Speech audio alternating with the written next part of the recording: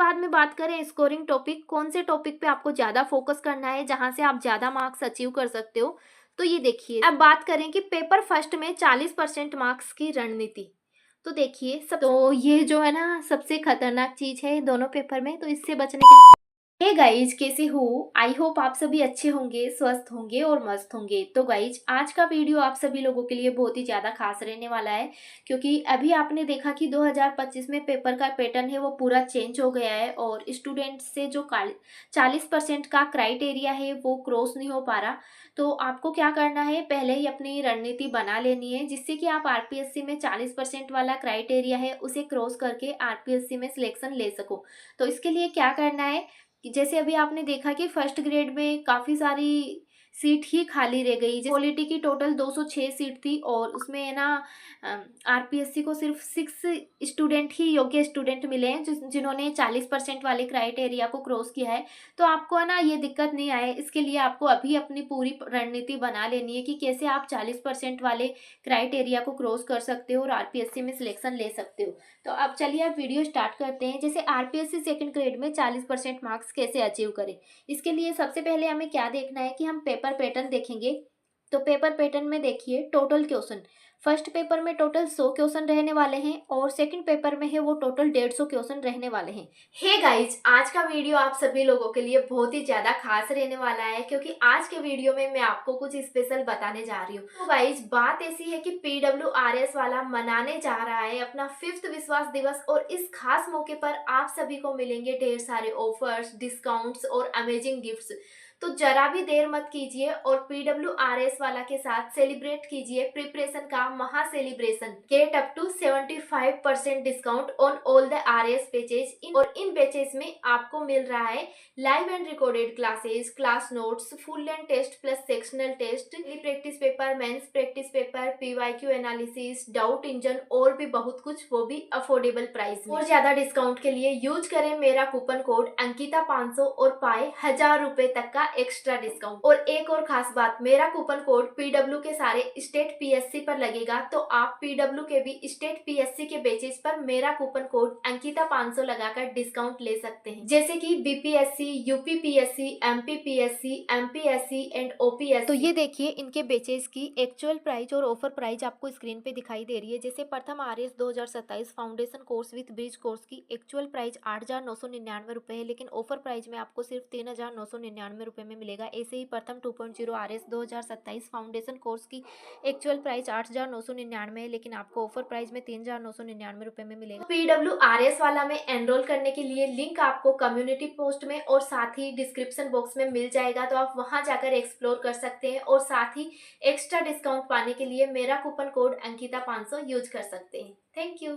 Total marks की बात करें तो फर्स्ट पेपर 200 मार्क्स का है और सेकंड पेपर 300 मार्क्स का है। टोटल दोनों पेपर मिला के 500 मार्क्स के।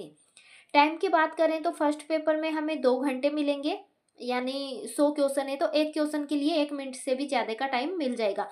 लेकिन सेकंड पेपर की बात करें तो यहाँ पे 2.5 घंटे मिलेंगे और 150 क्वेश्चन है, यानी 150 क्वेश्चन और 150 ही मिनट, तो एक क्वेश्चन के लिए 1 मिनट ही मिलेगी सेकंड पेपर में। तो टाइम मैनेजमेंट का भी पूरा ध्यान रखना है। इसके बाद में बात करें नेगेटिव मार्किंग, तो गाइस दोनों ही पेपर में 1/3 नेगेटिव मार्किंग रहने वाली है और इससे बचने के लिए आपको क्या करना है, ज़्यादा से ज़्यादा टेस्ट दीजिए, ज़्यादा से ज़्यादा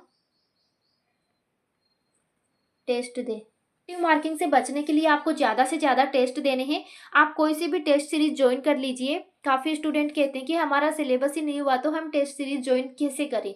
तो आपको क्या करना है, फुल लेंथ टेस्ट नहीं देने, आप सब टॉपिक वाइज टेस्ट दे सकते हो। Topic wise test series join कर लीजिए। जैसे ही आपने एक टॉपिक पढ़ा तो सबसे पहले उसके पीवाईक्यू लगाइए। पीवाईक्यू के लिए आप दिशा पब्लिकेशन की बुक यूज कर सकते हो, दिशा वाली बुक यूज कर सकते हो। तो सबसे पहले टॉपिक कंप्लीट हुआ, दिशा की बुक से पीवाईक्यू लगाइए। पीवाईक्यू आपको देख के आंसर नहीं करने, कोशिश कीजिए उस आंसर को छुपा के और वह ना आंसर देने की कोशिश कीजिए ऐसे छुपा के। इसके बाद में जैसे ही पीवाईक्यू कंप्लीट हुए आपको टॉपिक वाइज टेस्ट देना है।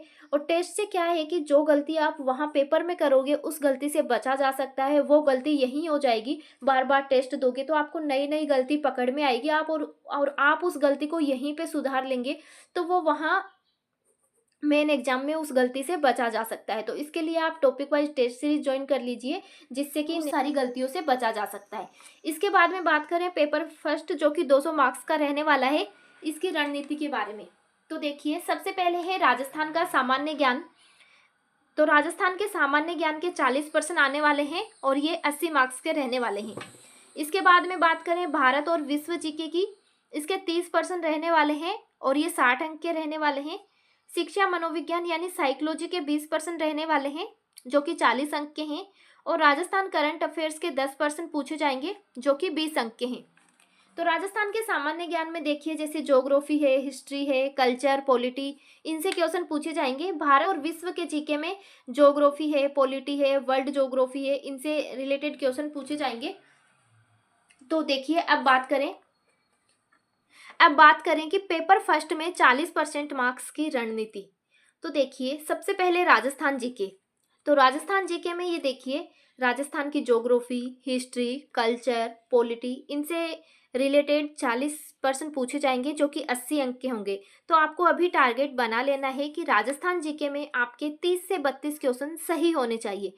टारगेट आप बड़ा लेके चलोगे तो है ना, वो अचीव कर पाओगे, जो आप मतलब 40% का क्राइटेरिया है। अगर आप टारगेट ही 40% का लेके चलोगे तो वो वहाँ पेपर में जाके 30% भी नहीं आते।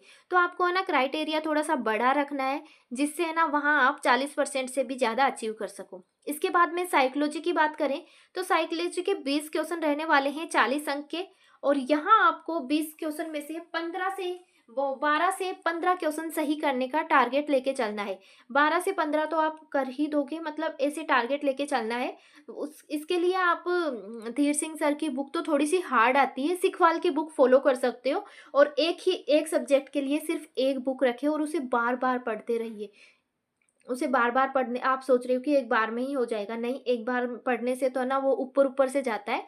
तो आप उसे 2-3 बार पढ़ोगे तो हर चीज़ें माइंड में बैठ ही जाती है। इसके बाद में बात करें भारत और विश्व जीके के, तो इसके है ना 30% रहने वाले हैं 60 अंक के। तो इसमें से आपको 15 से 18 क्वेश्चन सही करने का टारगेट लेके चलना है कि इस सब्जेक्ट में मुझे 15 से 18 क्वेश्चन सही करने हैं। जैसे ही टॉपिक पढ़ोगे, पहले दिशा वाली बुक से PYQ लगाओ, उसके बाद में टॉपिक वाइज टेस्ट लगाओ। इससे आपकी सारी गलतियों का सॉल्यूशन यही हो जाएगा और मेन पेपर में आप गलती नहीं करोगे। तो है ना, आप टेस्ट सीरीज जरूर ज्वाइन करें। इसके बाद में बात करें, करंट अफेयर्स के 10 क्वेश्चन आने वाले हैं, जो कि 20 अंक के रहने वाले हैं। यहाँ आपको 5 से 6 क्वेश्चन सही करने का टारगेट लेके चलना है। तो आपको है ना, ये टोटल क्वेश्चन हो गए 65 से 70 क्वेश्चन हो गई है। तो आपको अपना गोल रखना है 70 क्वेश्चन का। तो अगर आप 70 क्वेश्चन का गोल रखते हो, तो ये 70 क्वेश्चन में से अगर आपके वहाँ 55 क्वेश्चन भी बैठ जाते हैं तो बहुत अच्छी बात है। 55 से 60 क्वेश्चन वहाँ आप बैठा सकते हो। लेकिन अगर आप अभी 40% का टारगेट लेके चलोगे तो वहाँ जाके ये 40% है वो आपकी 30 भी नहीं बैठेंगे। तो आपको टारगेट थोड़ा सा बड़ा रखना है ना। कुछ भी अचीव करने के लिए बड़ा टारगेट रखिए, बड़ा टारगेट रखोगे तो उससे थोड़ा भी अचीव, मतलब छोटा भी प्राप्त हो जाता है, तो आपका बहुत अच्छा हो जाएगा। जैसे 70 क्वेश्चन का टारगेट लेके चल रहे हो और 60 भी बैठ जाते हैं, 55 से 60 भी बैठ जाते हैं, तो बहुत अच्छी बात है। लेकिन टारगेट ही 40 का बनाओगे तो फिर 30 भी बैठना मुश्किल है। तो ये देखिए, ये गोल आपको रखना है, और इसमें से आपको 55 से 60 बैठ जाते हैं तो बहुत अच्छी बात है। इसके बाद में बात करें स्कोरिंग टॉपिक, कौन से टॉपिक पे आपको ज़्यादा फोकस करना है, जहाँ से आप ज़्यादा मार्क्स अचीव कर सकते हो। तो ये देखिए, सबसे पहले बात करें, देखिए राजस्थान वाला पोर्शन है वो थोड़ा इजी भी रहने वाला है और यहाँ से आप फुल मार्क्स अचीव कर सकते हो। तो उसके लिए क्या करना है, स्कोरिंग टॉपिक्स में आपको बता रही हूँ, इन पे आपको ज़्यादा फोकस करना है। देखिए, सबसे पहले बात करें राजस्थान हिस्ट्री की। तो राजस्थान हिस्ट्री में देखिए, जैसे सबसे पहले बात करें प्राचीन सभ्यता, तो यहाँ से फिक्स क्वेश्चन पूछा जाता है और इन सभ्यताओं को आपको अच्छे से करना है। पहले तो 4-5 सभ्यता ही थी, लेकिन अब सारी सभ्यता दे रखी है। तो सभ्यता में आपको क्या क्या पढ़ना है, जैसे उत्खनन करता और खोज किसने करी, कब खोज करी, ये 3-4 बातें हैं। और सभ्यता से मतलब क्या स्पेशल खुदाई में क्या मिला, ये 3-4 बातें आपको सभ्यता के बारे में पढ़नी है। इसके बाद में बात करें हिस्ट्री में, प्रजामंडल वाला टॉपिक है, तो यहाँ से भी 1-2 क्वेश्चन फिक्स हैं। तो इसके बाद में बात करें 1857 की क्रांति, तो 1857 की क्रांति भी आपको पूरी ही पढ़नी है हिस्ट्री में। और किसान आंदोलन है, जनजाति आंदोलन, एकीकरण और प्रमुख व्यक्तित्व, ये भाई अभी है ना प्रमुख व्यक्तित्व वाला टॉपिक है, वो आरपीएससी का फेवरेट टॉपिक बना हुआ है, तो इस पे थोड़ा ज़्यादा फोकस करें। यहाँ से वो 2-3 क्वेश्चन भी दे सकती है, एक तो फिक्स है ही, लेकिन एक से ज़्यादा क्वेश्चन भी दे दे, क्योंकि उनका फेवरेट टॉपिक बना हुआ है अभी, तो इस पे थोड़ा ज़्यादा फोकस करें। इसके बाद में बात करें तो हिस्ट्री में है ना राजवंश है, तो राजवंश वाला टॉपिक है वो बहुत ही बड़ा टॉपिक है, और वहाँ से क्वेश्चन भी 1 या 2 ही क्वेश्चन पूछे जाते हैं, इतना बड़ा टॉपिक है। तो आप है ना उसको छोड़ के इन सभी टॉपिक को कर लीजिए, क्योंकि यहाँ से ये पोर्शन मतलब जितने राजवंश हैं उतने में ये सारे टॉपिक कंप्लीट हो जाएंगे, और यहाँ से इतने क्वेश्चन आएंगे। राजवंश वाला टॉपिक इतना बड़ा है, और वहाँ से 1-2 क्वेश्चन ही पुटअप होंगे, तो ना राजवंश वाले टॉपिक को आप स्किप कर सकते हैं अगर आपने नहीं पढ़ रखा तो। और अगर आपने और ऐसा भी कर सकते हैं कि आपको बिल्कुल स्किप नहीं करना। अभी जैसे ये ट्रेंड चल रहा है कि राजाओं का कर्म पूछा जा रहा है, तो आप सभी राजा हैं उनका शासकों का कर्म याद कर लीजिए, और प्रमुख प्रमुख शासक हैं जैसे प्रताप है, लाखा है, राणा लाखा है, इनको याद कर लीजिए थोड़ा थोड़ा।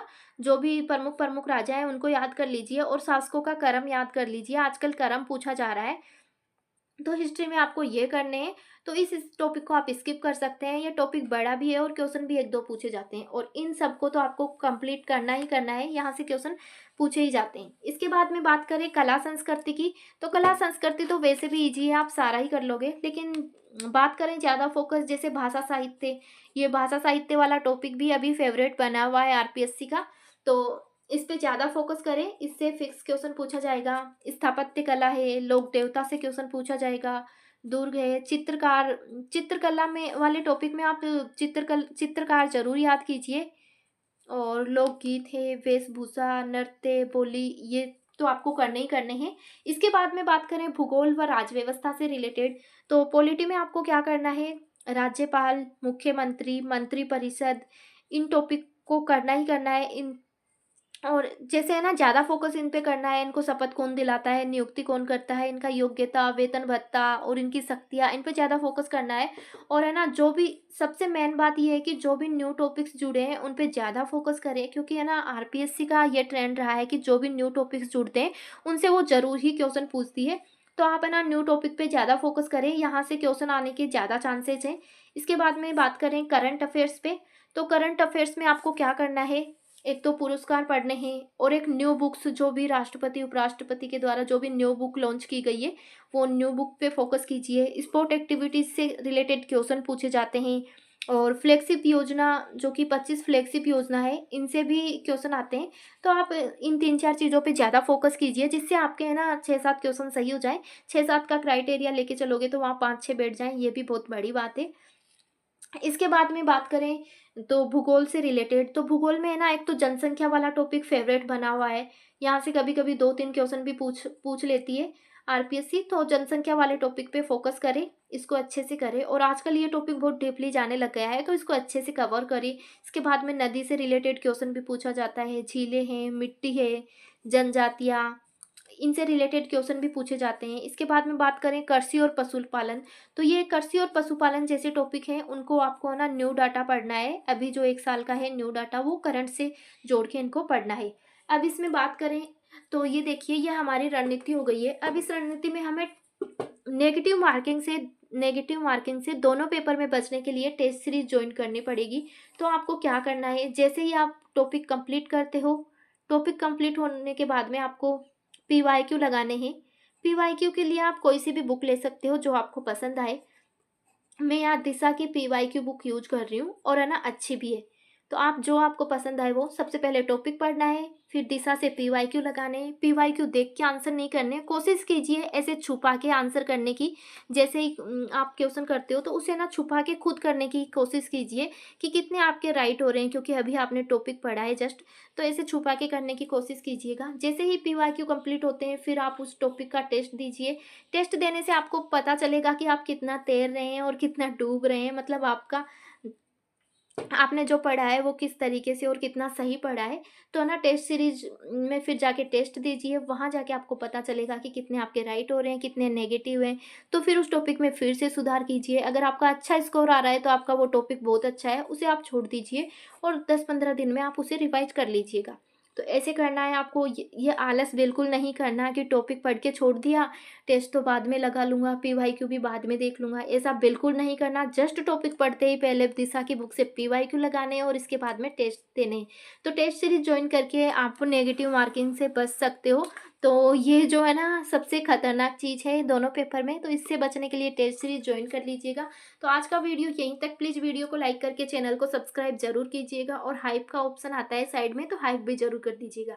मिलते हैं नेक्स्ट वीडियो में, तब तक के लिए राधे राधे, जय श्री कृष्णा।